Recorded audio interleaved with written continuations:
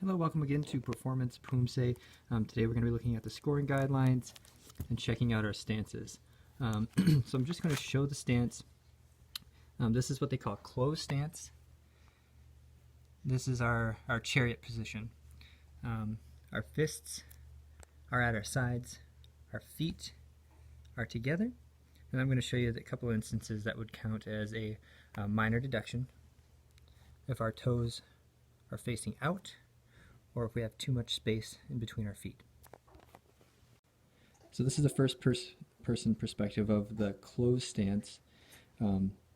This position is when we hit our chariot, we put our feet together and our toes are in line with each other. Not one foot is further forward or further back than the other. Our toes are not pointed out and our toes are not pointed in. Straightforward, directly in line with one another. And here we have our parallel stance, or our chunbi position. Our feet will be exactly 1 foot distance between. Here's an example of our feet being too close together, an example of our feet being too far apart, an example of our toes facing outwards, an example of our toes facing inwards. So ideally, our feet are straight forward with 1 foot distance in between. Okay, next, from our closed stance, we have what we call our ready stance. They refer to it as our parallel stance. From here, our foot is going to move 1 foot distance out, and so we hit this position when we hit our chunbi, right? Chariot, kunye, chunbi, and that is 1 foot distance wide. Okay, and so the first stance we want to work on is our chariot stance, where our feet come together. They are both straight forward, toes aren't out, heels aren't out, and they are not too far apart, they're right together. So we hit this when we hit our chariot. Our bodies are tall, hands tight fists at our sides. Kunye. And from here we hit our parallel stance, or our chunbi position. Our foot's going to step out, and it's going to be 1 foot distance wide. And as our foot is stepping out, our hands open up, and they draw up to and above our ki. And as they hit the top, our fingers curl in, create a fist, and as we extend them out, our heel drops. Chariot, feet together, kunye, chunbi. Walking stance. So it's a 3 foot length from the origin. So you can see the beginning foot, another foot, and then the third final foot. Back foot is turned at 30 degrees. Both legs are straight, so no knees are bent. Inner sides of both feet should be on a straight line, and then the body turned 45 degrees, a natural angle, and then our weight is evenly distributed on our legs. Okay, so here would be the correct form illustration. These would constitute as some minor deductions, where there's not enough space between the feet, where there's too much space between the feet, when there's too much space between the feet, and then when the foot is more than 30-degree angle, the back foot. Then we have our walking stance. So our walking stance is 2 feet distances long, and our back foot is at about a 30-degree angle. So if we take our back foot and we go at 90 degrees and then straight, right? So in between that is 45 degrees, so just slightly less than that is 30 degrees. Now my heels, if I were to bring my front foot straight back, I can slide it right past my back foot. So 1 foot distance, 30 degrees in the back. And as we move forward, we have to step in a way that gives us enough room to pivot our foot in. So as I step forward, I'm going to give myself a little bit of space, so when I pivot my foot, I can slide it back, just brushing right past it. Okay, and now we're going to work on our walking stance. So our walking stance is a position that is 1 foot distance long, and our back foot is 30 degrees out. Our front toes are straight. Again, our bodies are tall, chest high, knees are straight, legs are straight. And as we step forward, we need to step forward with just enough room so when we pivot our back foot to 30 degrees, it can slide right directly past without hitting if it's too narrow or having too much space between them.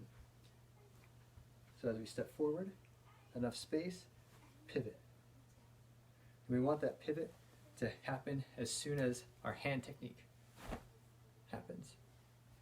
Right? And so from the side,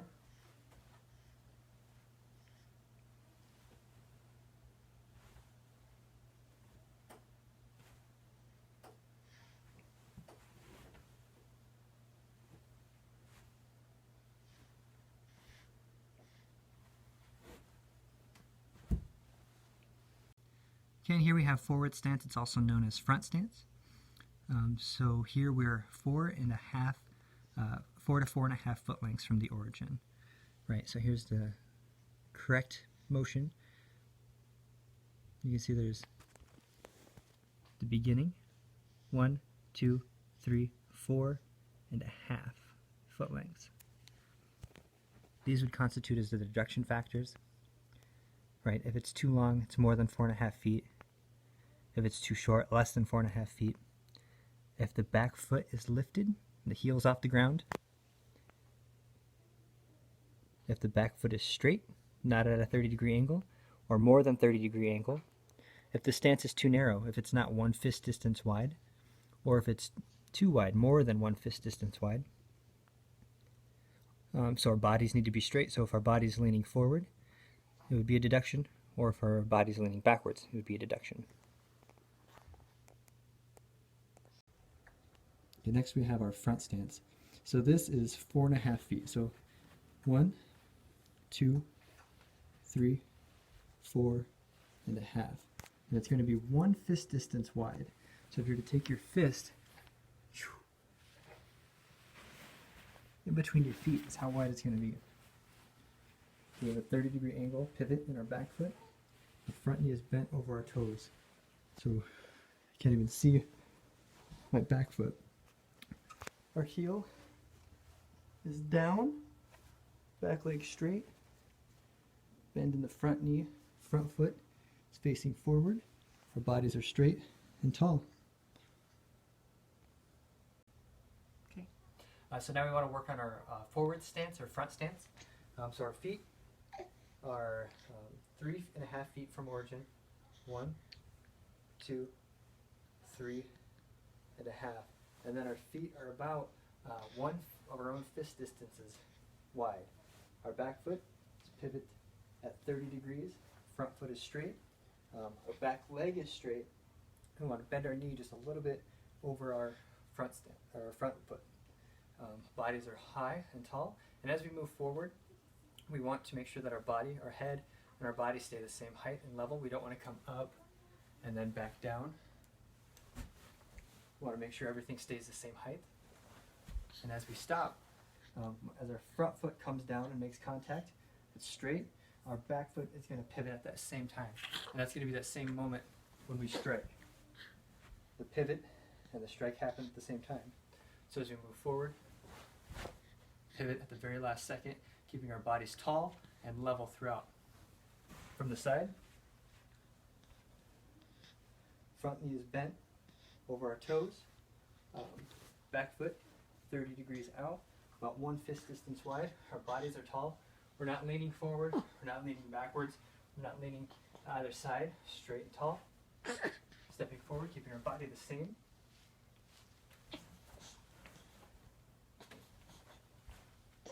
Pivoting right at the last moment. Again, only 1 fist distance wide. Okay, now we're going to move on to our blocks. We're going to start with low block. So the preparatory position would be blocking hand starts from the opposite shoulder. So our hand will be touching our shoulder. And then we pull our arm is across our abdomen over the belt, right, with our fist facing downwards. And then the final position, this is important. The blocking hand should be 2 fists away from the leg, and then the arm should be straight, no bend in the elbow. The arm should be aligned to the side of the leg, and then the pulling arm is placed on the waist. So when we look at the illustration for that, here we're seeing that the hand is 2 fist lengths away from the thigh. The pulling arm, right, was now at the belt here. Okay, and then the arm is straight above our lead leg. So some of the deductions would be if our hand is too close to our leg, if our hand is too far away from our leg, if our hand has come too far through our body, or if it did not come far enough, right? It's not directly over our lead leg. Okay, now we're going to talk about our low block. So our low block is going to start across our face with the hand that's going to be blocking. That's going to be at almost our pinky, almost touching our shoulder. And then our chambered hand is going to be extended palm down across our abdomen. And as we step forward into our stance, the blocking hand is going to come down as we pull our chambered hand back. And our final position will be approximately 2 fist distances out above our lead leg. And we want it to be our elbow straight. Our fist is straight. We don't want to bend our wrist. We don't want to bend our elbow. We want to make sure that our blocking hand is directly above our lead leg.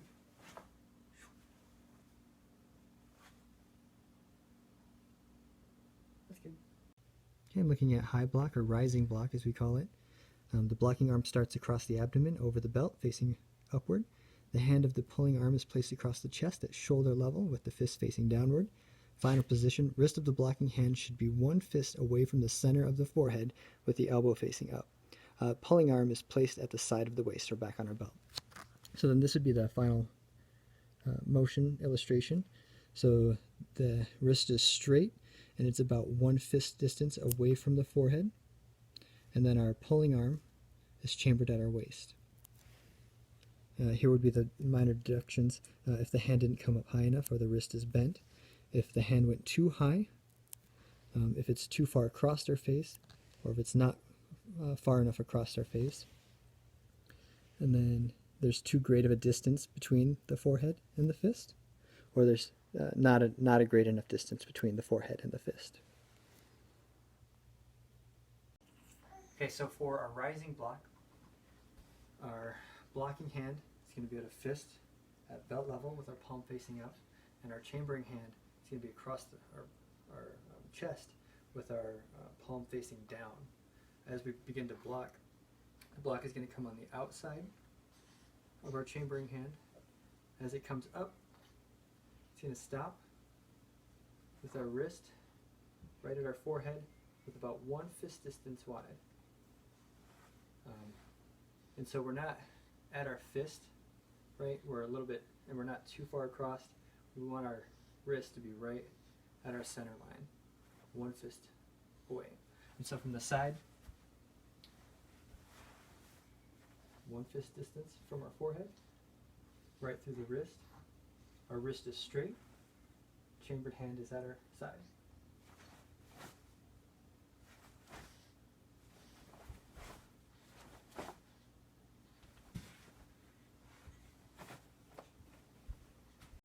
Okay, in middle block, or front block, so the fist of the blocking arm is lifted a little above the shoulder height arm, around 90 degrees.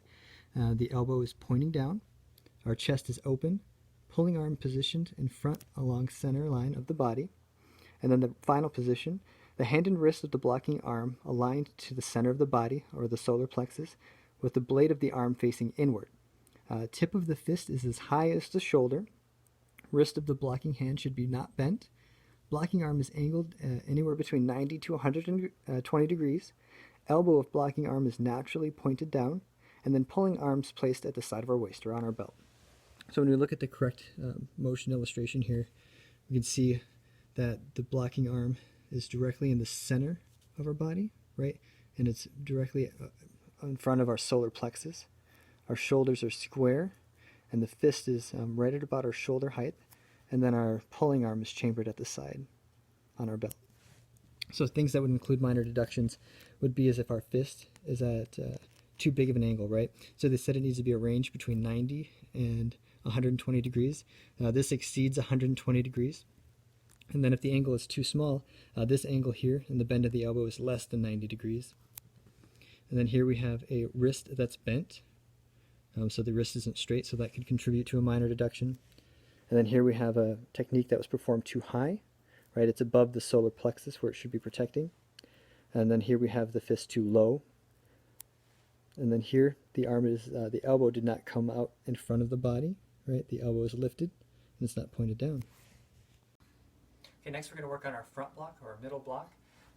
So with this block, our chamber is going to be in a fist behind our head. Our elbow is going to be bent at about a 90 degrees angle, pointing downwards, and our chambered fist is going to be out in front of us. Now as we block, our fist is going to come in as our block comes straight forward. We want this to end so that it's splitting our body right down the center line. Our fist is going to be at about shoulder height, and then we should have about a 90, in between a 90 degree and 120 degree in our elbow. So from the side, here should be about 90 degrees, coming forward, shoulder height, wrist is straight, we don't want it bent either direction. And then from here, we need to be between 90 degrees and 120 degrees. And so really, the angle should be whatever's comfortable to keep your fist at your shoulder height. If you have longer arms, it might be a little further out.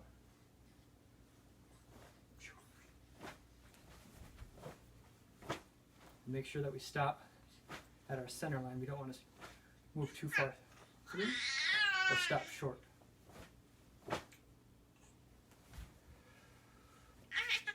Okay, and here we're talking about our punch, or middle punch. So the punching arm starts from the waist with the fist facing upward. Pulling arm is extended forward toward the solar plexus. The final position, punching arm is extended forward, turning the fist only at the last moment before hitting the solar plexus with two big knuckles. Wrist should be straight and palm should be facing down. A pulling arm will be placed at the waist or on our belt. So here's the illustration. You can see that the arm is slightly lower than the shoulder level, right, because it's going to be striking at our solar plexus. The wrist is straight, and then the punch is happening directly in our center line, right where our solar plexus would be. Okay, so it's going to be splitting our self right in half, both ways. Some examples of minor deductions would be if our punch is too low, if our punch is too high, right? And this one is illustrating that it's straight out right from the shoulder height. It needs to be a little bit lower than that. And here we see a bent wrist would contribute to a minor deduction. And that could be either upwards, downwards, left, right. We need to make sure our fist is straight. And here we're showing that the fist had come too far across our body inside, right? So it's not directly in the center line. And then here we can see that the fist has come too far out wide, right? It's well beyond that center line. Okay, so next we're going to work on our middle punch. With our middle punch, chambered hand is at the waist, palm up. Our resting hand is out in front of us, palm down. And as we punch, our weight is actually going to shift from our back through our punch. So our hips are going to start the rotation, and that's going to draw our punch out as our chambered hand comes in.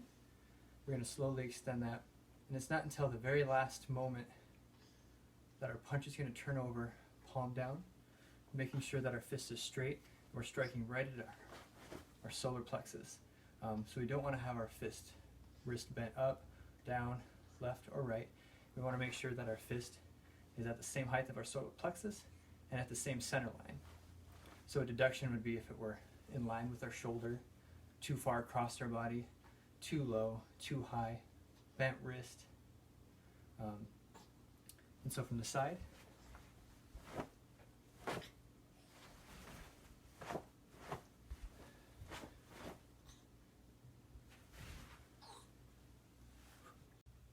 Okay, here we're talking about our front kick or front snap kick.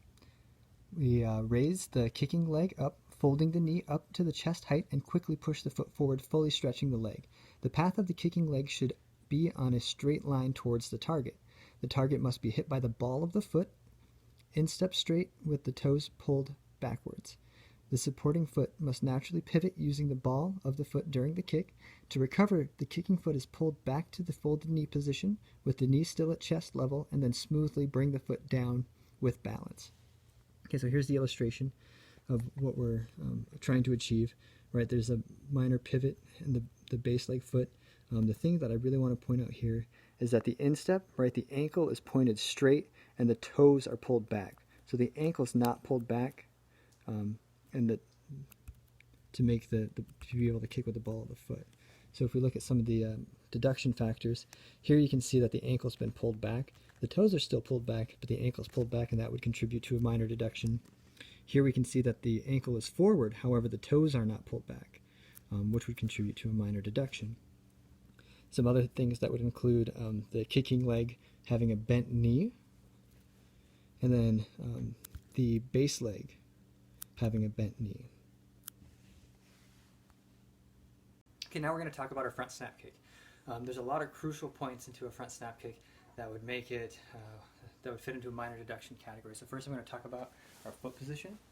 So our foot position, we need to make sure that our leg is going straight, that our ankle or instep is forward, and our toes are pulled back. So if we point our toes, that would be considered a minor deduction. If we have our ankle pulled back but our toes still back, that would be a minor deduction. Ankles forward, toes are back. We're hitting with the ball of our foot right there. Okay, and so when we're performing this kick, our knee comes up, we extend that kick out, then it rechambers and comes down controlled. And we want to make sure that we're landing in our the correct stance, whether it's a front stance, walking stance. So knee up, extend it out, insteps forward, toes are pulled back, knee back up, and set it down.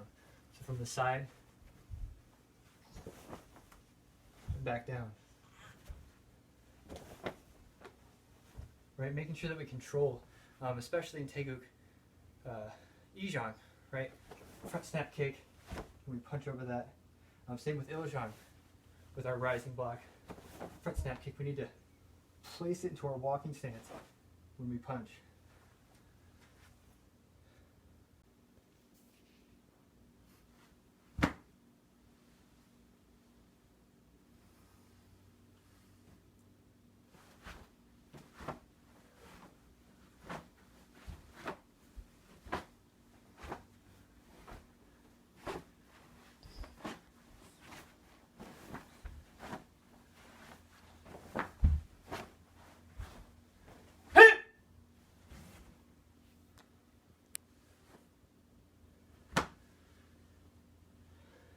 So, thanks a lot for watching the Performance Poomsae video today. A lot of the things we put in there are all for Taeguk Jang, and so if you have any questions about it, please let me know. I'll be happy to answer them about the techniques, about Performance Poomsae in general, what the rules are, and if you would, show me with these techniques your Taeguk Jang. So what I'm going to be doing is adding the new techniques we'll need for Jang, Samjang, Sajang, with new videos with those Poomsae as well, so that we can get all those techniques done. This is going to be one of the bigger ones because we're introducing a whole bunch of new techniques. So send me your Poomsae.